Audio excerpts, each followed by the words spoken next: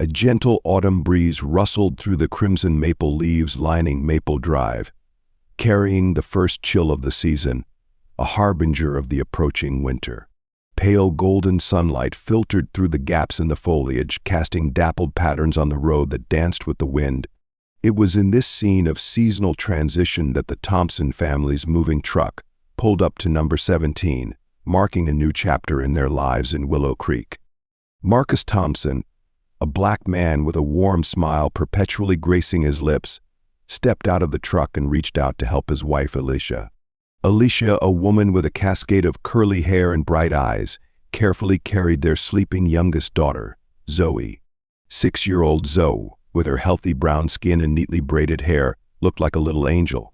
8-year-old Maya, her elder sister, scampered out of the truck, her large dark eyes sparkling with excitement at the prospect of exploring their new home. Maya was a lively, intelligent girl, curious about everything around her.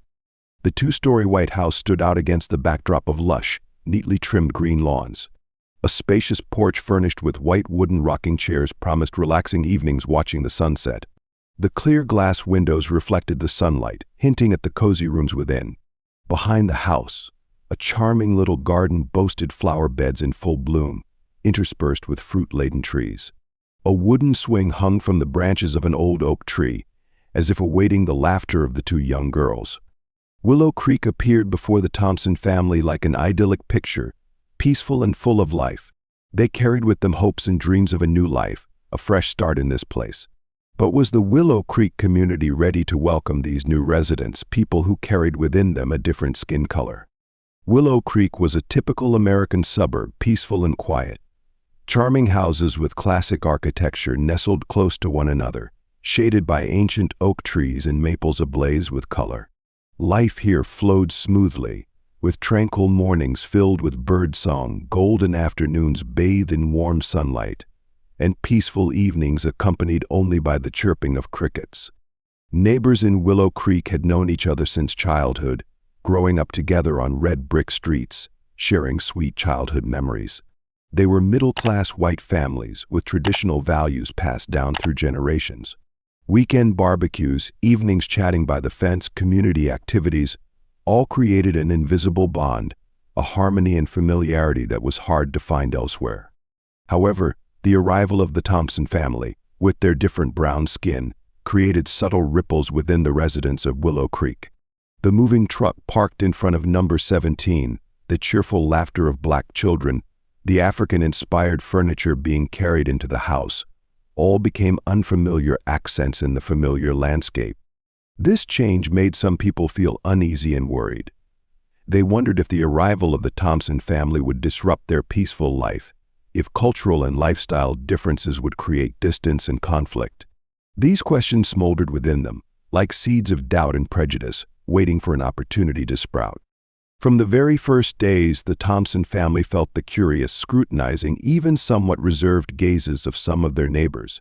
Perhaps the appearance of a black family was something too new for the Willow Creek community, accustomed to racial homogeneity for so long. Among the neighbors, the most prominent was Mrs. Eleanor Campbell, a widow who lived alone in the red brick house across from the Thompsons. Mrs. Campbell was a woman in her late 60s, with neatly tied gray hair and gold-rimmed glasses, always perched on the bridge of her nose. She always appeared with a well-kept appearance, her clothes ironed to perfection, not a wrinkle in sight, and pristine white gloves whenever she left the house. At first glance, she exuded the elegance and friendliness of a typical lady. However, hidden beneath that polite exterior was a conservative, difficult personality, always scrutinizing and judging everything around her. Mrs. Campbell was a staunch upholder of traditional values, rigid standards of behavior, lifestyle, and social order. She always took pride in Willow Creek, an ideal neighborhood in her eyes, where everything was tidy, peaceful, and uniform. The arrival of the Thompson family, with their different brown skin and African-inspired decorations, disrupted these norms, making her uncomfortable and uneasy. Every time the Thompson family left the house, Mrs. Campbell would stand behind her window with scrutinizing eyes, observing their every move and action. She always looked for faults, from the children playing a little too loudly to Marcus forgetting to mow the lawn. Then she would visit the Thompson family with a fake smile, dropping her criticisms and judgments, always disguised as concern and friendliness. "Oh, your children are so energetic, but perhaps you should remind them to play a little more quietly, so as not to disturb the other neighbors. Your grass seems a bit high, Marcus. You should mow it regularly, otherwise it will spoil the beauty of the whole neighborhood." These words, although spoken in a soft, sweet tone, contained a sense of scrutiny and criticism, making the Thompson family feel suffocated and uncomfortable.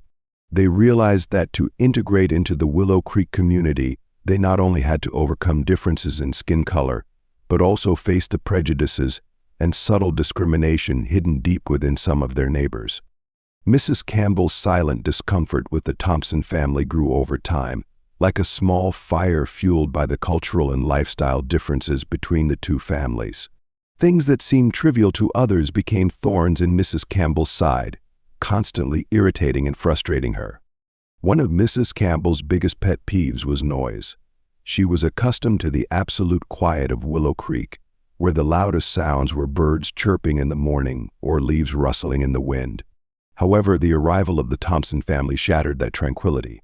The boisterous laughter of Maya and Zoe playing in the yard, the music emanating from the Thompsons' living room on weekend evenings, even the lively chatter of the family during meals, all felt like torture to Mrs. Campbell.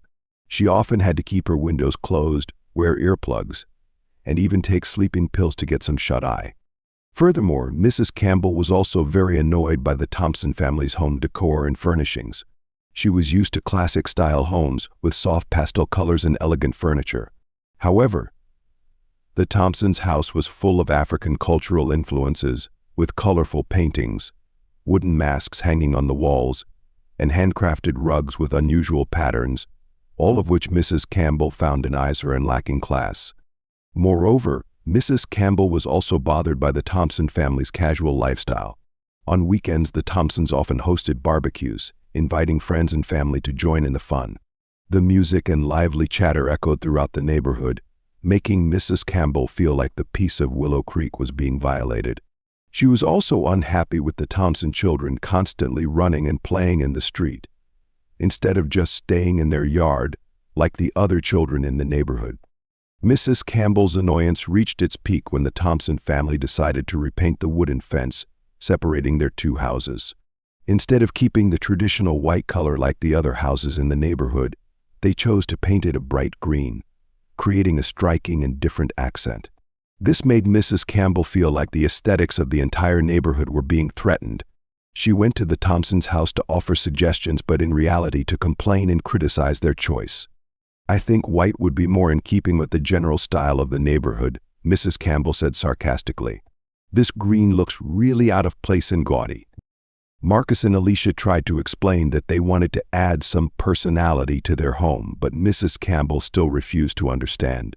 She left with an angry expression, and from then on, the relationship between the two families became even more strained. These situations, although trivial, were like the straw that broke the camel's back, causing Mrs. Campbell's annoyance with the Thompson family to grow. She felt as if she was being surrounded by strange things that did not belong in Willow Creek. And in her mind, a plan gradually formed, a plan to restore peace to the neighborhood and to teach the Thompson family a lesson. Every afternoon, around 4 o'clock, Mrs. Campbell would take her white poodle, Fluffy, for a walk around the neighborhood. Mrs. Campbell dressed impeccably, wearing a stylish wide-brimmed hat and holding a sparkling silver cane, strolling leisurely with an air of pride.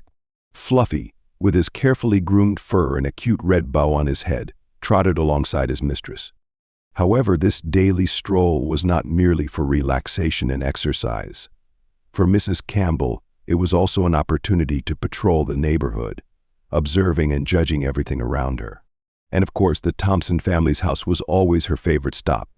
Mrs. Campbell would deliberately slow down Fluffy when they reached the Thompsons' house, her sharp eyes scanning every corner, from the lush lawn to the brightly painted green fence.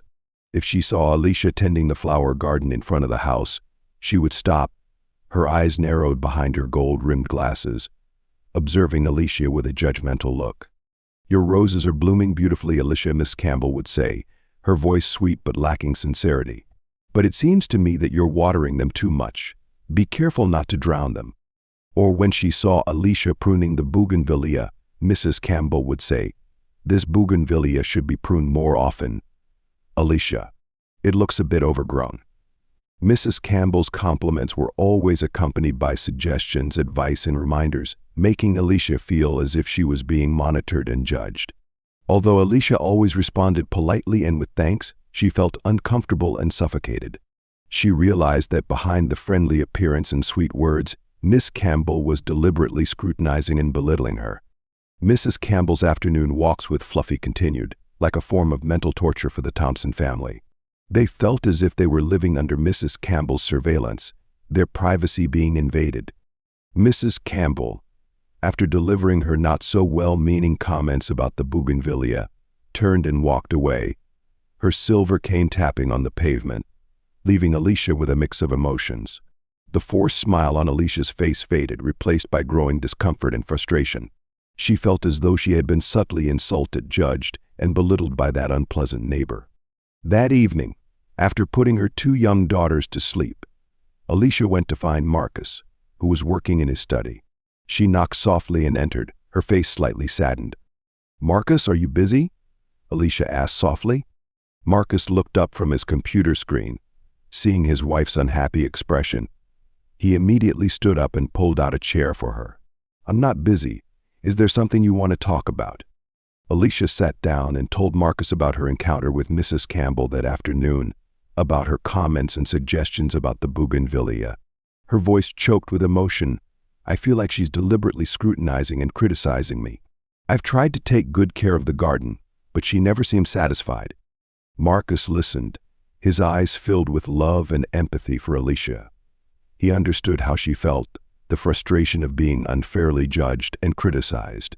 He gently placed his hand on Alicia's shoulder, comforting her. "I understand how you feel, Alicia. Mrs. Campbell can be a bit difficult and nosy. But don't let her words affect you. You've done a great job.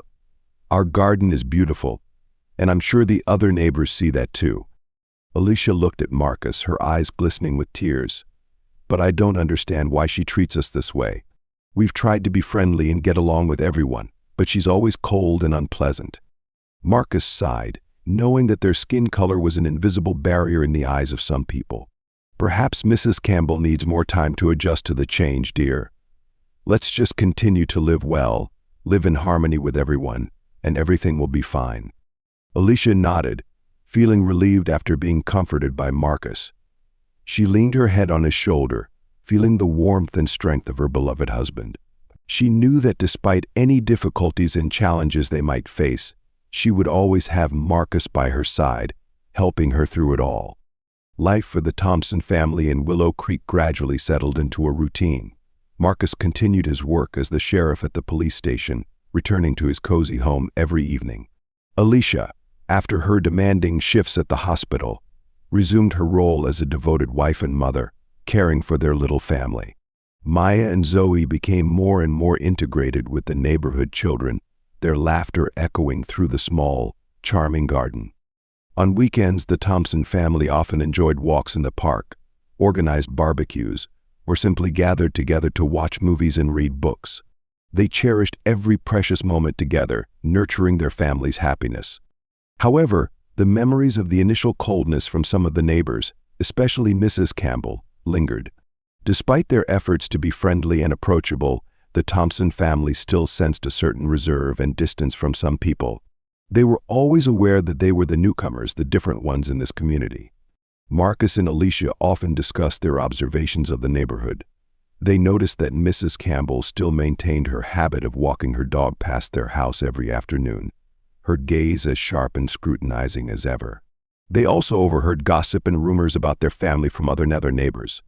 "I heard the Thompson family just moved here from another state," one neighbor said to another while waiting for their children to finish school. "They're not quite like us. I find the Thompson children too noisy," another complained. "They make it impossible for me to concentrate on my work." These words, though not directly aimed at the Thompson family, were enough to make them feel hurt and saddened.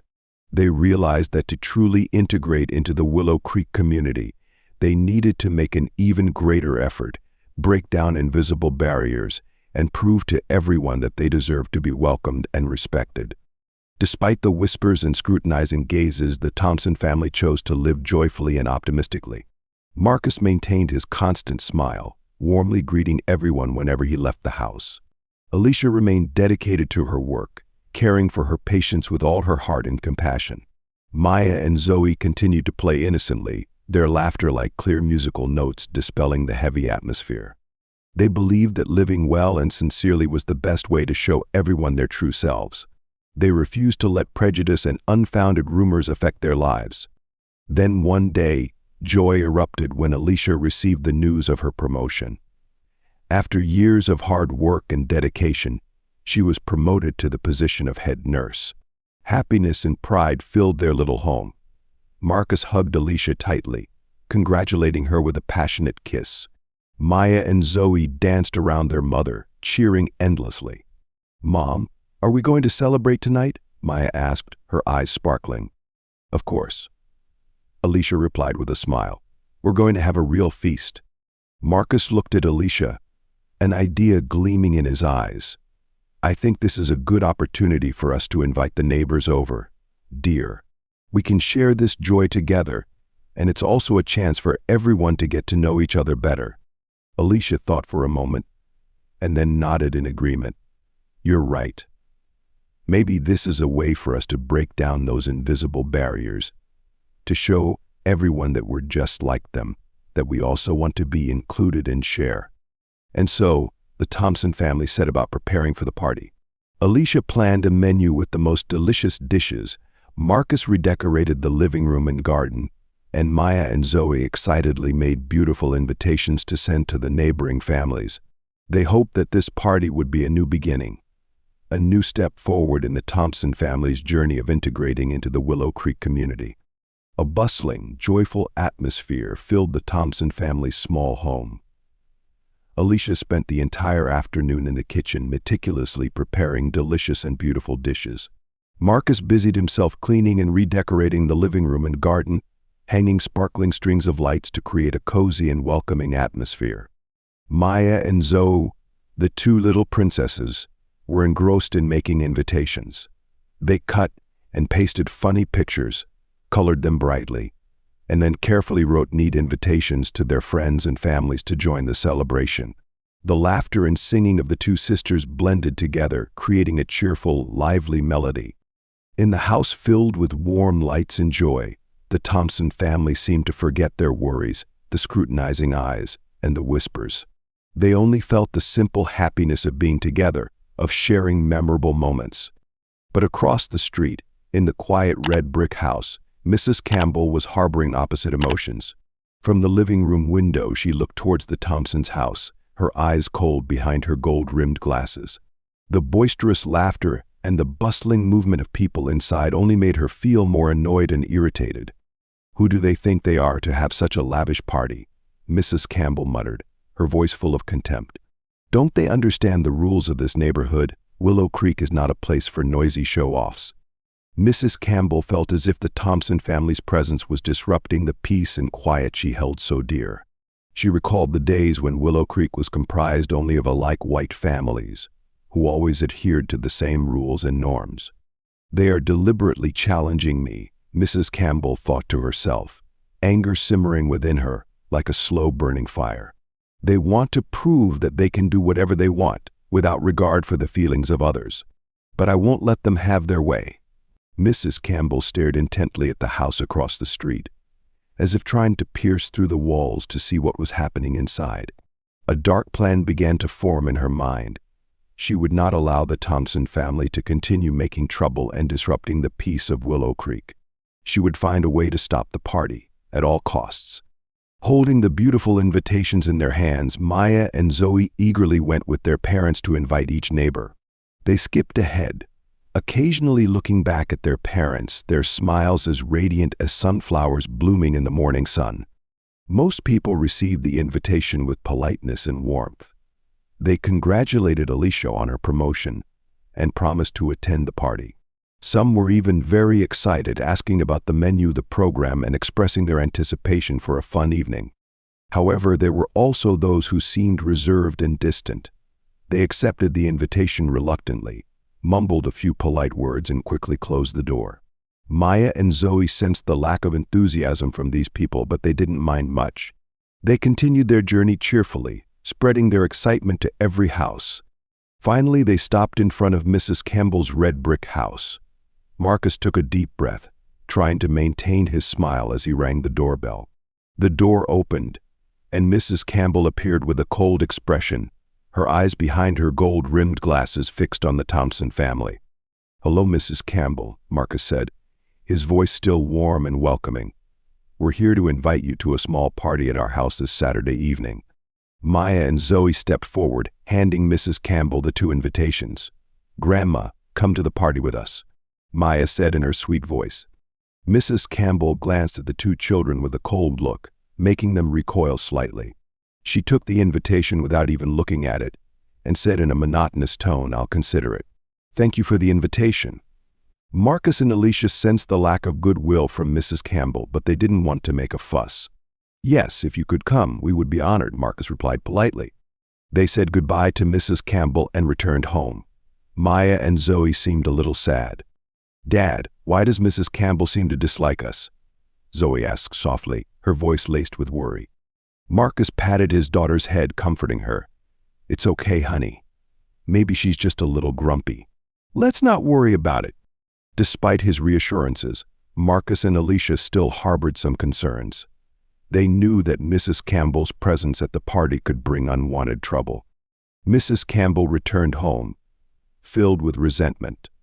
The image of the happy, bustling Thompson family made her even more annoyed. She couldn't accept that they were trying to integrate into the community, having parties, and acting as if they belonged here. With that thought, Mrs. Campbell began her campaign to smear the Thompson family's party.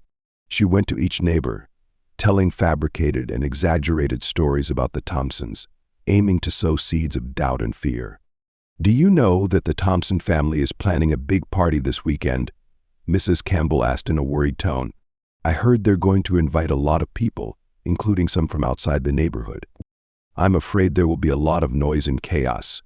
She continued, "I don't want to speak ill of anyone, but I find the Thompson family to be a bit not very decent. Their children are naughty and noisy. I'm worried they'll vandalize our gardens." Mrs. Campbell skillfully sowed seeds of doubt in the minds of her neighbors. She reiterated the neighborhood regulations about noise restrictions and maintaining order and security. She hinted at the problems that the Thompson family might cause, making the already apprehensive neighbors even more worried. Mrs. Campbell's smear campaign was somewhat effective. Some neighbors began to hesitate about attending the party. They were concerned about the noise, the security, and the potential trouble. However, there were also those who were not swayed by Mrs. Campbell's words.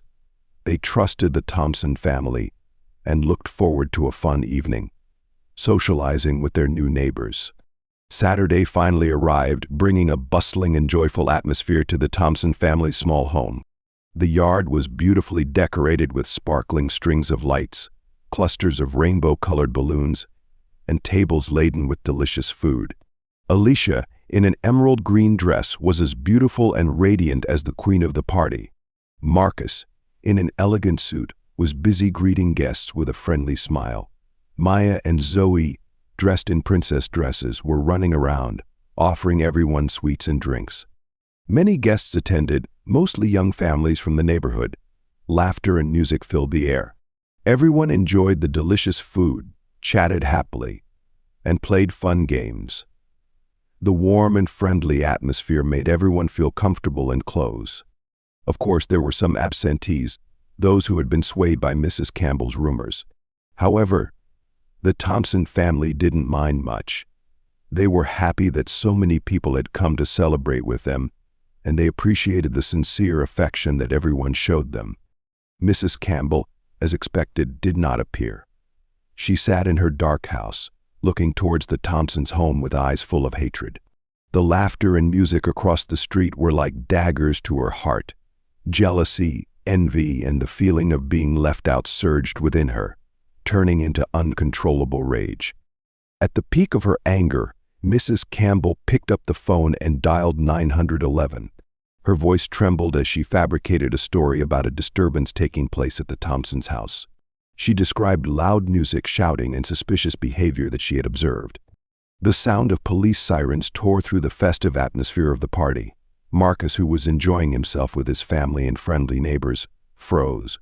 The flashing red and blue lights reflected on the bewildered faces of his wife and children, and the guests were equally surprised. A sense of unease rose within Marcus, like a premonition of something bad. The door opened, and a police officer stepped in, his face serious. Marcus recognized him as Steve, a colleague with whom he had often dealt with similar noise complaints. A forced smile appeared on Steve's face when he saw Marcus, quickly turning into a look of confusion. "Hi Marcus, there's been a report of a disturbance here," Steve said, his voice slightly hesitant. "Loud music, shouting. Do you know anything about this?" Marcus felt his blood run cold. He looked at Steve, then at his wife and children, anger and shame mingling in his eyes. For years he had been in Steve's shoes, knocking on doors, reminding families to keep the peace. Now he was the one being visited by the police. Disturbance. Marcus tried to remain calm. "We're just having a small party at home. Maybe the music is a bit loud, but—" "I understand, Marcus," Steve interrupted, "but we received a complaint. You know, rules are rules." Marcus felt helpless. He knew Steve was just doing his job, but the situation was ironic and deeply unfair. It felt like a slap in the face, a stain on his seemingly spotless police career. He looked at his wife and children, who were cowering in fear, their eyes filled with questions he didn't know how to answer. A storm raged within Marcus. What was he supposed to do? How could he protect his family from this misunderstanding? How could he preserve his own dignity? Could he overcome this challenge? The police car door slammed shut, the siren fading into the distance, leaving an awkward silence hanging over the house. The party, once filled with laughter and chatter, was now shrouded in silence. The half-finished drinks and delicious food seemed to have lost their flavor. The guests exchanged uneasy glances, trying to force smiles, but their eyes betrayed their confusion and discomfort. Marcus tried to lighten the mood, cracking jokes and inviting everyone to continue enjoying the party, but his smile couldn't hide his fatigue and dejection. His wife, Sarah, silently cleared away the dirty dishes, her eyes red-rimmed. The children, after their initial fear, now sat quietly, no longer daring to play as they had before. Gradually, the guests began to leave, one by one, each in a hurry, as if wanting to quickly escape the stifling atmosphere. Weak goodbyes echoed in the silent space, adding to the Thompson family's sadness. When only the family members remained, Sarah couldn't hold back her tears any longer. She hugged Marcus tightly, sobbing, "I'm so sorry, honey. Just because I wanted to have a small party for our family." Marcus gently stroked his wife's hair, comforting her. "It's not your fault, Sarah. Don't blame yourself." He knew Sarah had put a lot of effort into preparing for this party. She wanted to bring joy to the family, to create beautiful memories. But who could have imagined? The children also ran to hug their parents, their innocent faces filled with worry. Marcus held them tightly, trying to convey a sense of security.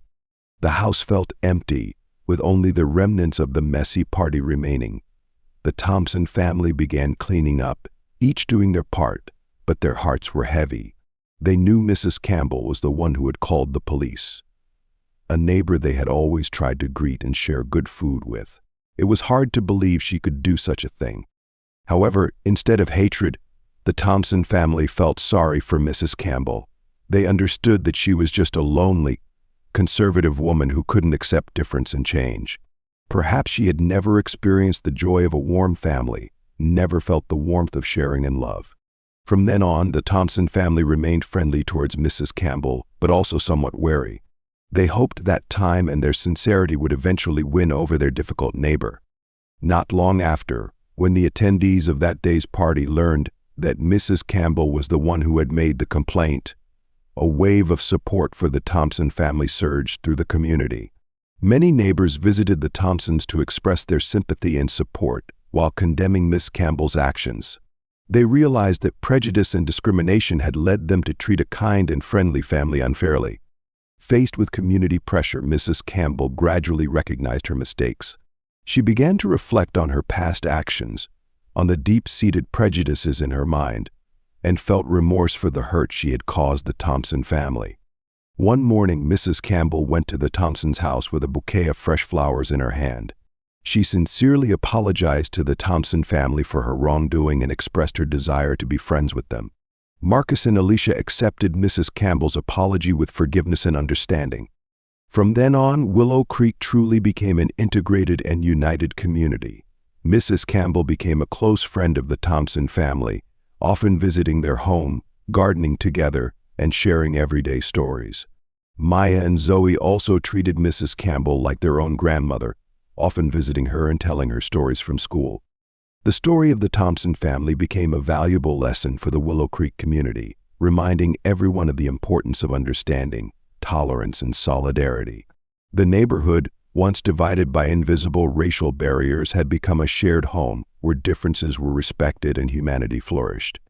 If you enjoyed this story about community resilience and reconciliation, please consider subscribing to my channel. I put a lot of effort into creating these impactful stories, and your support truly means a lot to me. Thank you for joining me on this journey.